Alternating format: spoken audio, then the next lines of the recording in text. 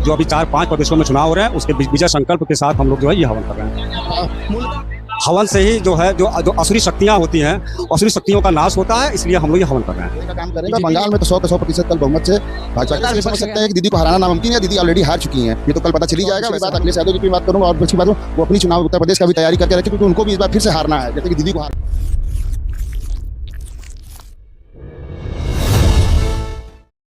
बंगाल चुनाव परिणाम के एक दिन पहले वाराणसी में बीजेपी की जीत सुनिश्चित करने के लिए आयोजित किया गया अनोखा हवन। नमस्कार, मैं प्रशांत दुबे, आप देख रहे हैं काशी वार्ता।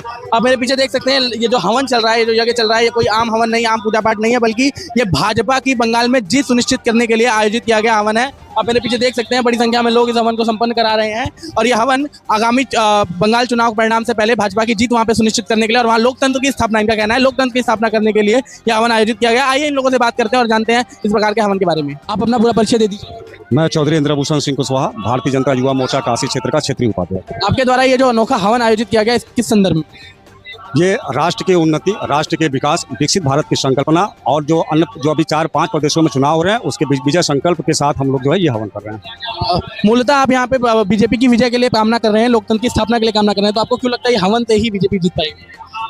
हवन से ही जो है जो असुरी शक्तियां होती हैं, असुरी शक्तियों का नाश होता है, इसलिए हम लोग ये हवन कर रहे हैं। बीजेपी हमारा देश एक लोकतांत्रिक देश है, न्यूट्रल देश है, उसमें इस प्रकार की गतिविधियां इलेक्शन को लेकर हम अपने जो हमारा सनातन धर्म है, हम अपने सनातन धर्म को नहीं छोड़ सकते और सनातन धर्म से ही हमारे देश का कल्याण होगा, हमारे राष्ट्र का कल्याण होगा और हम पुनः विकसित भारत बनेगा और विकसित भारत बन करके हम अपने आत्म गौरव जो हमारा है, विश्व गुरु होने का जो आत्म गौरव है, हम उसको प्राप्त करेंगे। आपको क्या लगता है बंगाल चुनाव में हवन का असर होने वाला है? कल रिजल्ट है उसका। बंगाल में हम लोग बहुमत से सरकार बना रहे हैं, सिर्फ बंगाल ही नहीं, अन्य जो प्रदेशों में चुनाव हो रहे हैं उसमें भी हम बहुमत से सरकार बना रहे हैं। एनडीए गठबंधन की सरकार बन रही है। धन्यवाद। हमारे साथ और भी लोग मौजूद हैं, हम बात करेंगे। तो आप कैसे देखते हैं इस बार बंगाल चुनाव और अन्य 5 राज्यों के चुनाव?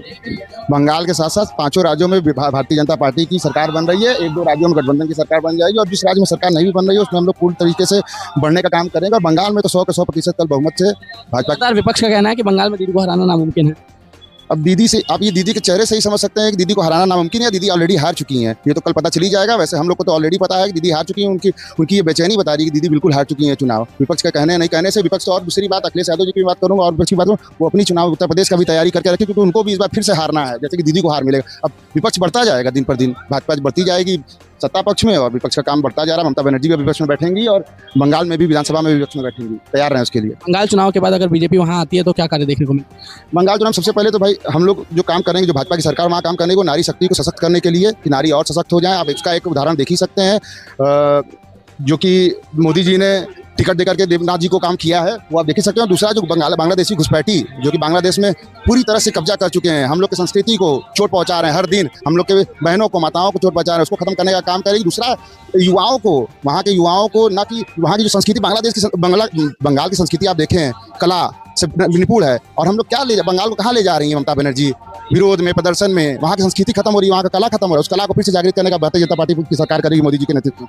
अभी से लगातार विपक्ष वोट चोरी के आरोप अभी से लगाना चालू कर चुका है। बिल्कुल लगाएंगे, तो मैं बोल रहा हूँ कि ऑलरेडी लगाएंगे, क्योंकि उनको कल से विपक्ष में बैठना है, उनको कोई काम नहीं है। क्या करेंगे अगले 5 साल? 5 साल उनको यही तो कहना है कि भाई वोट चोरी हुआ था, बैलेट बॉक्स चोरी हुआ, ईवीएम में खराबी है, ईवीएम हैक हो गई है। ईवीएम हैक का आप एक उदाहरण देख ही चुके हैं कि वहाँ पे भारतीय जनता पार्टी का जो सिंबल है उसको छुपा दिया गया ताकि वहाँ वोट ही न दे पाए।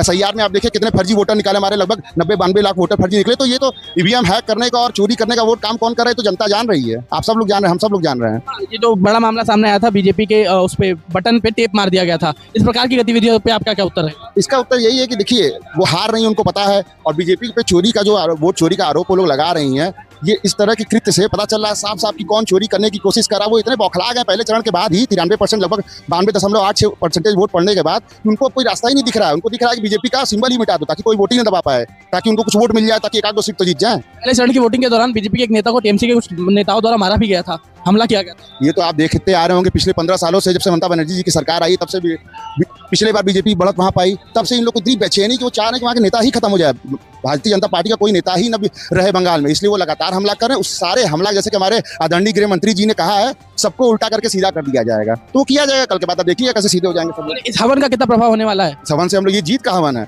इसका कोई प्रभाव नहीं, इसका प्रभाव बिल्कुल होगा। कल जीत हम लोग मना रहे हैं, आज ही हम लोग जीत मान चुके हैं, उसी जीत का ये हवन है, हमारी नारी शक्ति के लिए ये हवन है, ताकि हमारी नारी और सशक्त हो जाएगा। आप जबलपुर में भी आप देखे होंगे कि जो नाव डूबी है उसमें आप देखिए माँ कितने शक्ति के साथ अपने बेटे को, 4 साल के बेटे को बचाने की, वो है हमारी शक्ति। उस शक्ति को जिंदा करने के लिए नारी शक्ति वंदन अधिनियम बहुत जरूरी था, लेकिन क्या किया हमारे विपक्ष ने? कमजोर करने का काम किया नारी को। हमारे हम सबकी जगजननी हमारी माँ है, माएँ बहनें हैं, और उन्हीं को कमजोर करने का काम विपक्ष ने किया है। तो बंगाल में मोदी जी ने देवनाथ जी को टिकट देकर के ये बता दिया है कि आप कितना भी चाहेंगे तभी हमारी नारी सशक्त होकर रहेंगी। बीजेपी की ओर से भी बंगाल में जो सीएम रहेंगी वो महिला ही रहने वाली है। अभी ये तो भाई आला कमान की बात है, इस पर हम कुछ नहीं बोल सकते जरूर, लेकिन हाँ महिलाओं की भागीदारी जरूर से जरूर 33% रहेगी, जो कि बीजेपी का मानना है। ये आप देखेंगे मंत्रिमंडल में भी, विधानसभा में, हर जगह।